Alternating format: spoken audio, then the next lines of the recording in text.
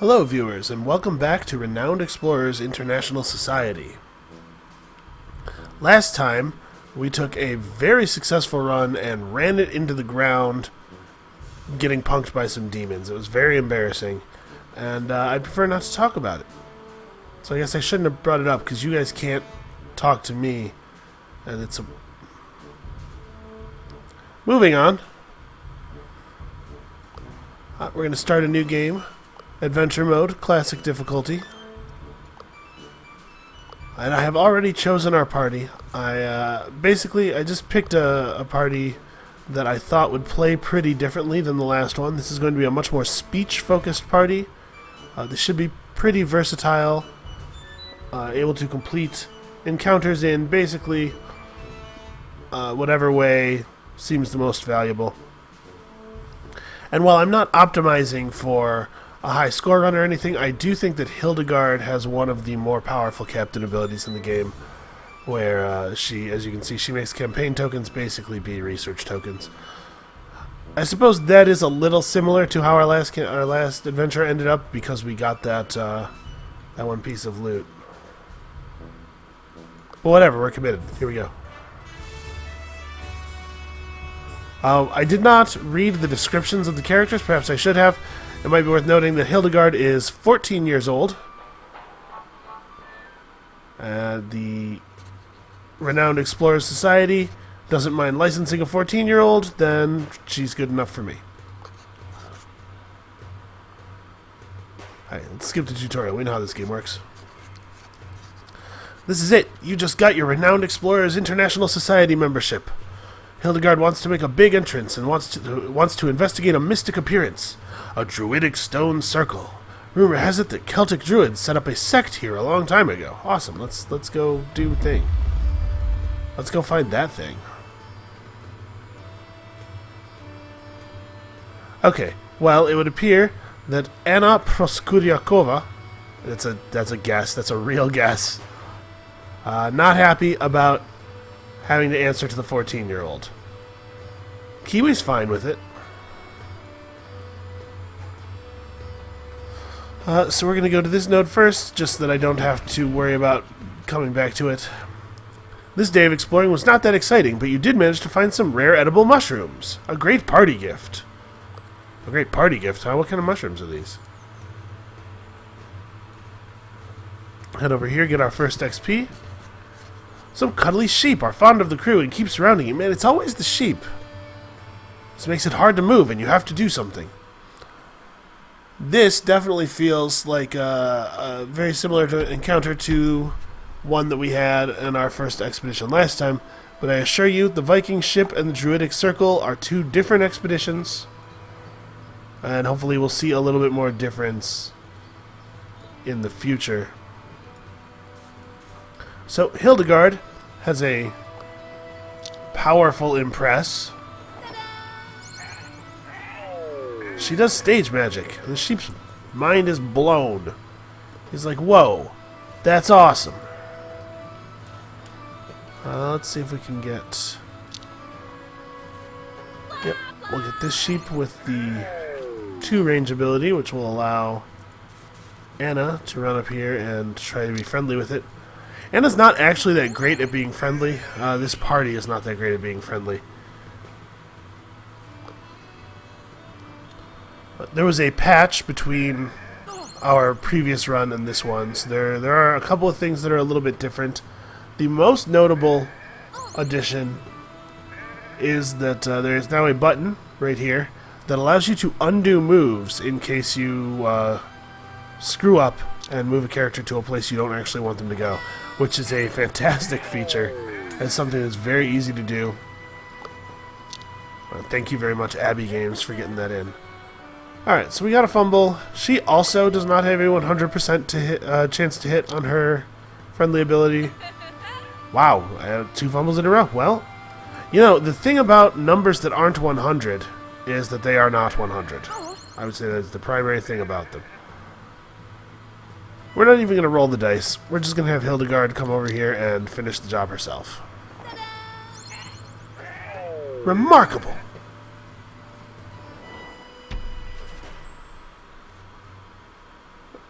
They actually liked my jokes, did they?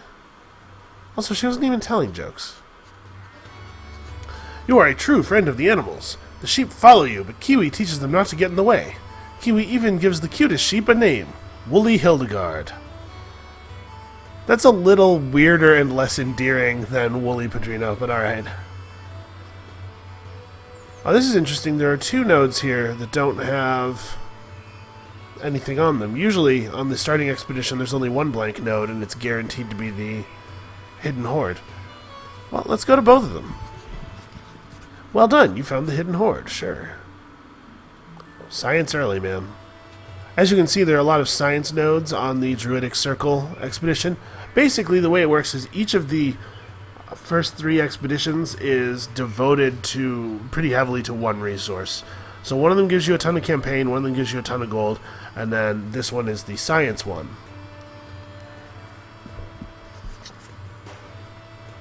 Walking through unexplored countryside often yields small rewards. Kiwi is collecting some berries when Kiwi spots an unknown fern. Most people don't pay attention to plants, but the renowned explorers surely appreciate it when someone does. Alright, a study and a campaign. So, remember that study tokens give an average of 5 research, and our campaign tokens give an average of 4 research.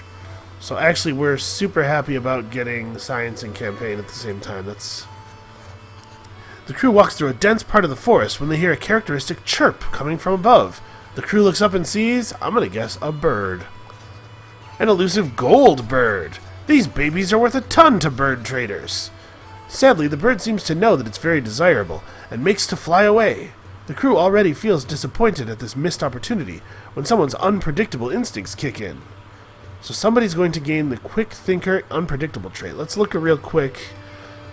Do any of our party members have the ability to gain Quick Thinker naturally? No. Alright.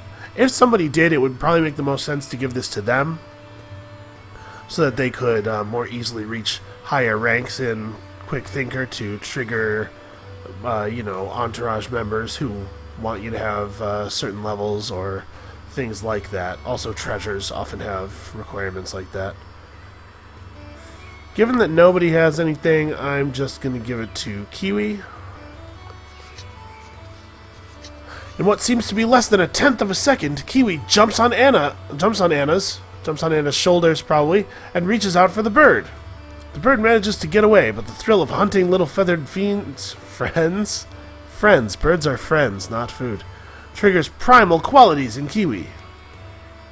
And Anna is mortified. She's a very serious woman. What an amazing place. The nature here has remained untouched for ages, and the forest cliffs hold valuable ore. The crew could spend days here, but to really get a result, it needs to focus on one task. Well, we certainly don't have 2 supplies to spend doing both, so we're just going to take the research tokens. You will notice that there are a lot of nodes in common between the various expeditions.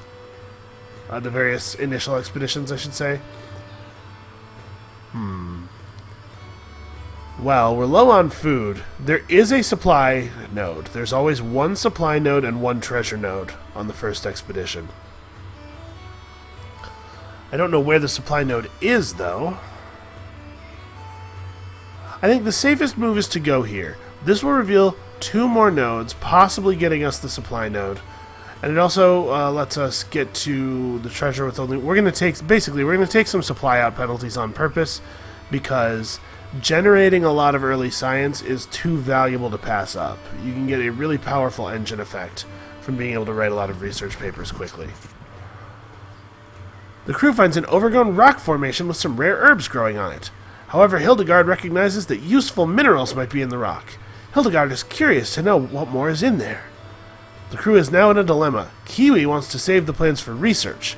Hildegard is giddy to see what more is in the rock, albeit at the cost of destroying the herb's habitat.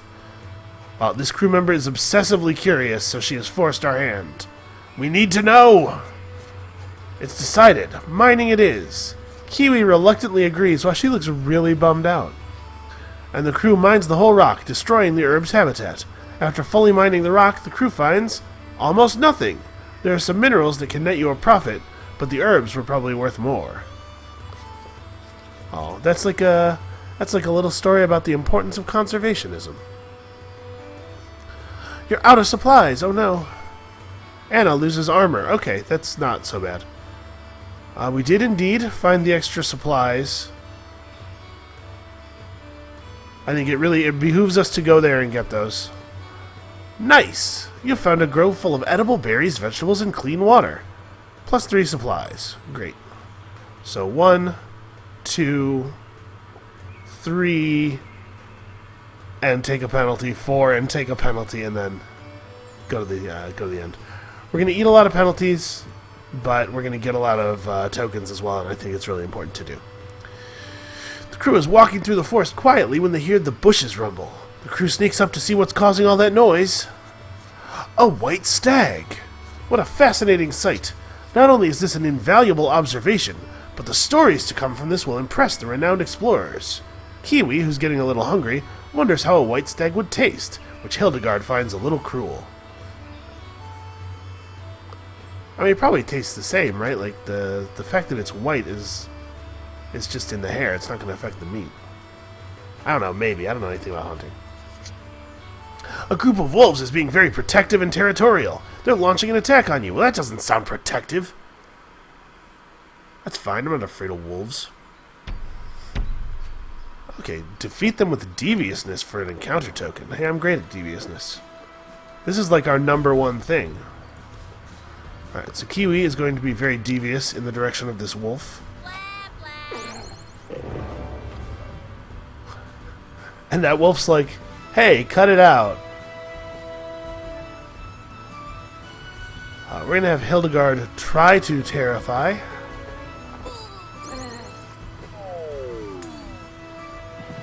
I don't understand the iconography in her speech bubble there. Was she telling him that her head is actually just a... No, I don't get that at all. Whatever, it's fine. Anna has a much more direct threat. You haven't gotten a chance to see it yet. I'm sure we will at some point. But that device that she's holding is a taser. Graphics got a little bit turned around there. There we go. That's how that's supposed to look. That's actually quite a bit of damage.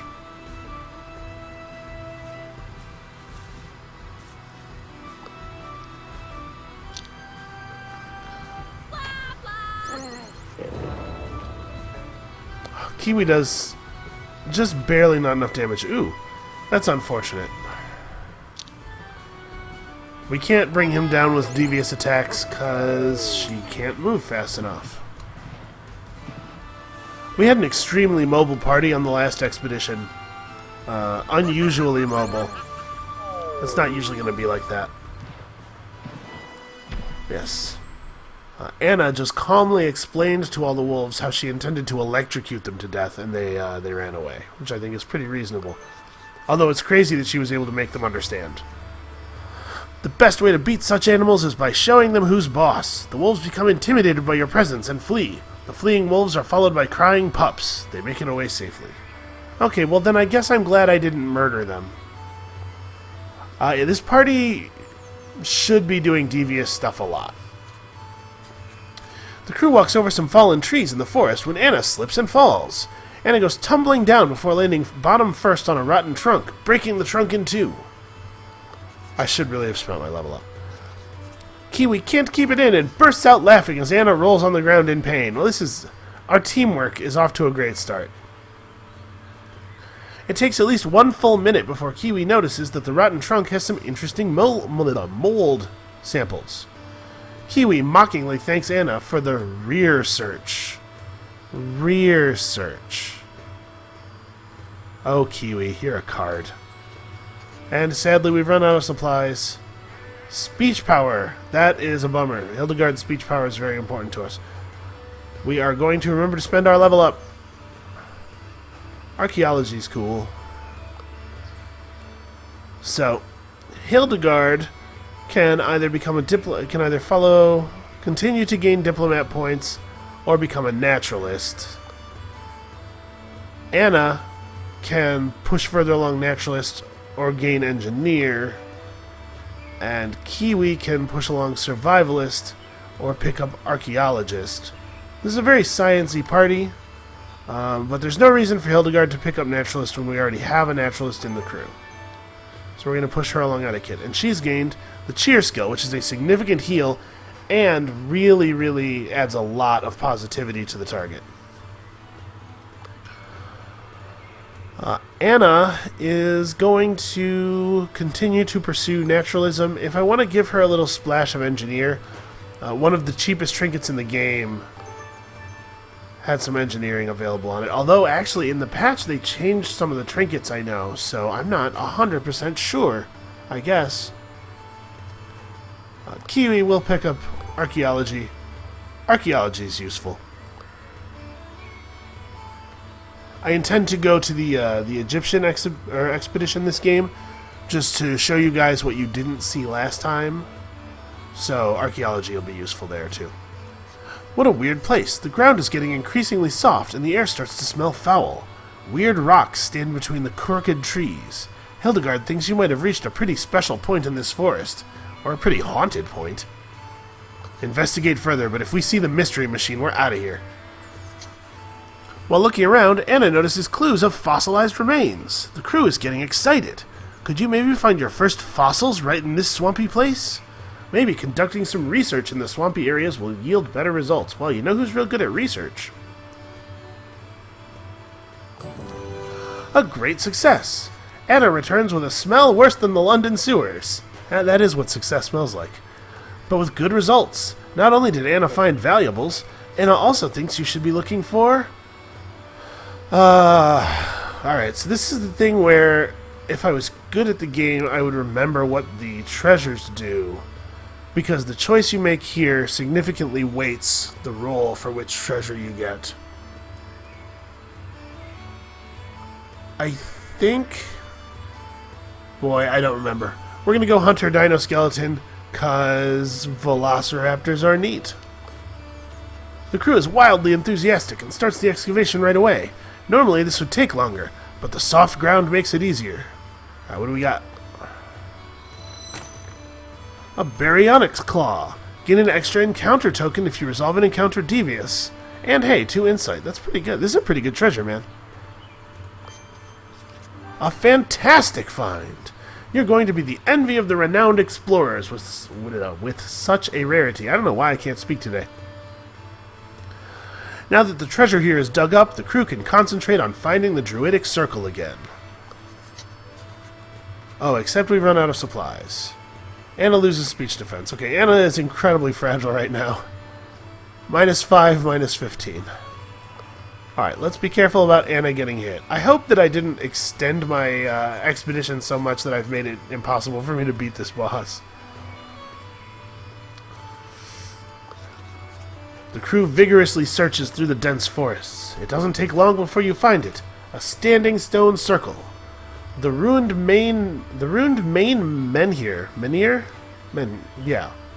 must contain valuable information to study. It will surely skyrocket your reputation at the renowned explorers. However, you hear familiar laughter. Yeah, you guys know what's coming. It's this jerk. Behind you stands the French explorer, Rivalou. I'm still like 80% sure of that pronunciation. Who is considered to be the most promising of the renowned explorers. He got here just before you did. I thank you, amateur. Under Rule 24B of the Explorer Mandate, fellow explorers should help each other out, and I really need to take the main men here to impress a lady. And we'll just explain we did all this hard work. Rivalou looks at you as if he really, really cares, and continues. Oh, wow, this is most unfortunate. Maybe you should talk about this with my most intelligent and diplomatic scientist, Lady Cassandra Shafiq. I'm sure she'll hear out all your problems, while I take the men here. Hey, wait a minute, I don't wanna deal with this. But before Hildegard can stop Rivalou, his crew scientist Cassandra steps forward. Hello, fellow renowned explorers. I heard you have many problems, no? Let me help you, yes? She's not gonna let us pass. You know, I think that Cassandra may have been the one we fought in the other Let's Play as well. That's not, it's random. You can get any one of his three compatriots. Okay, so let's see what we have here. We kind of want to finish the encounter Devious because we love Token. Sweet, sweet Token. But she likes to be friendly, and friendly trumps Devious, as I'm sure you'll all remember. If you don't understand the mechanics of how the attitudes work, I really recommend you go back and watch the first Let's Play. I'm sorry that I spoiled the ending of it at the beginning of this video. I suppose I should have thought of that and done my intro a little differently. But that said, I think we are in fact going to... Well... Okay, here's the idea. No. Never mind. I had an idea. My idea was that I was going to have Hildegard open with Impress on Cassandra to both set us to friendly and to weaken her, and then I could have Kiwi Loudmouth. But actually, if we use Loudmouth and it drops 2 of these guys, then it would take us to Devious from friendly anyway, because we'd get the 1 pip for using a Devious ability, and then 2 pips for defeating enemies with the Devious abilities. So yeah, we're going to lead this way, and then we're just going to have both Hildegard and Anna do friendly things. Yeah, this is the plan. Get taunted and annoyed and ruffled. Take that. Take all of that, you. So the question is, do I want to have Hildegard and Anna do friendly things to push us to friendly so that we have parity with her? Or do I want to have them do violent things and push us into aggressive, which would give us some extra defense against her friendliness? I suppose it depends on if we can actually get one of these guys down. Yes, we can. Okay, let's just be violent then. Hildegard's attack is not guaranteed to hit. That's worth remembering.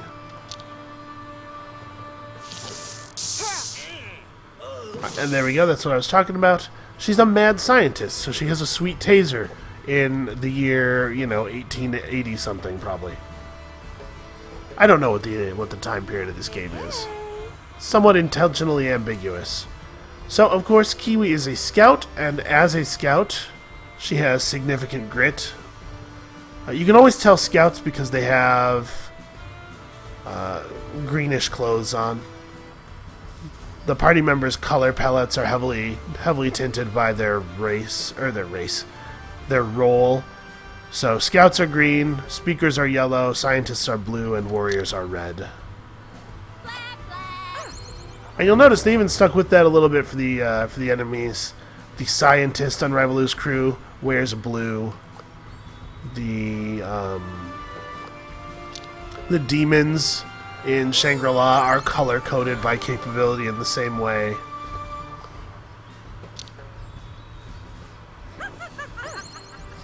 Alright, this should be pretty easy. There is no way that any of us get downed, I think.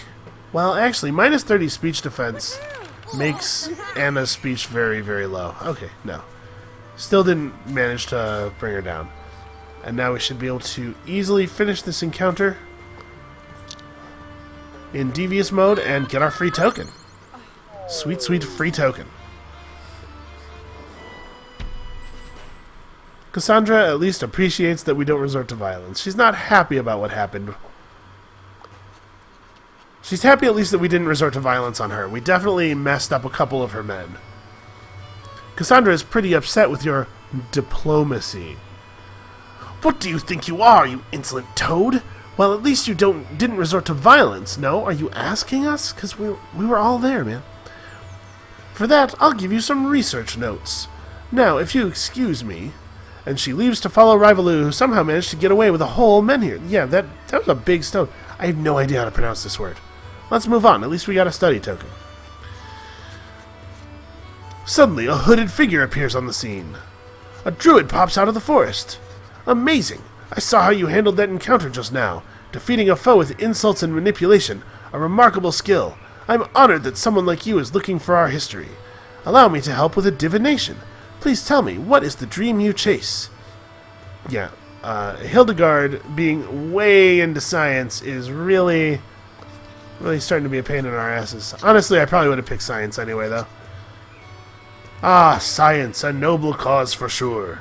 I sense the Earth is excited to be discovered. Give me a minute. In a trance, the druid leads the crew to a digging spot. The crew finds rare metals and a unique treasure. 3 study tokens and an ammonite fossil. What does an ammonite fossil do? It just gives us 8 study tokens. Okay. I'm fine with that. With this last find, your expedition still concludes on a high note. However, it's clear that if you want to be the most renowned explorer, you'll have to beat Ravelou. Now it's personal. This time, it's personal. Alright, so, not too bad. We ended up with 2 treasures. The ammonite fossil is decent, not amazing. The baryonyx claw actually is pretty cool. I think this one's really good. So 163 research. Perfectly reasonable. We are a sly scholar.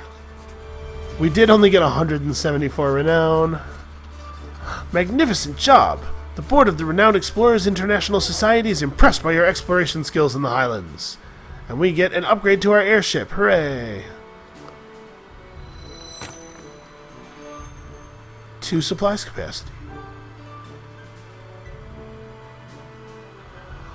Alright, well, that was episode 1 in the can. Join us next time when we do whatever expedition we didn't do second last time. I honestly don't remember, but I'll check the tapes, and I'll see you then.